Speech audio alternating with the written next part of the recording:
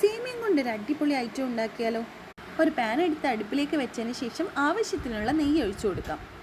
പിന്നെ സേമിയവും ചേർത്ത് കൊടുക്കാം. നന്നായി റോസ്റ്റ് ആയതിനു ശേഷം നല്ല ചൂടുവെള്ളം ഇതിലേക്ക് ചേർത്ത് കൊടുക്കാം. നന്നായി ഇളക്കണം. പിന്നെ അടച്ചു വെച്ച് വേവിക്കാം. ഇടയ്ക്കിടയ്ക്ക് തുറന്ന് ഇളക്കി കൊടുക്കണം, ഇല്ലെങ്കിൽ അടി പിടിക്കും. ഈ ഒരു പരുവാകുമ്പോൾ നമുക്ക് ആവശ്യത്തിനുള്ള പഞ്ചസാര ചേർത്ത് കൊടുക്കാം. കുറച്ച് മധുരം കൂട്ടിയിട്ട് വേണം ഇടാൻ, കാരണം ലാസ്റ്റിലേക്ക് മധുരം കുറവായിരിക്കും ഉണ്ടാവുക. പിന്നെ ഏലക്ക പൊടിച്ചതും കൂടെ ചേർത്ത് കൊടുക്കുന്നുണ്ട്.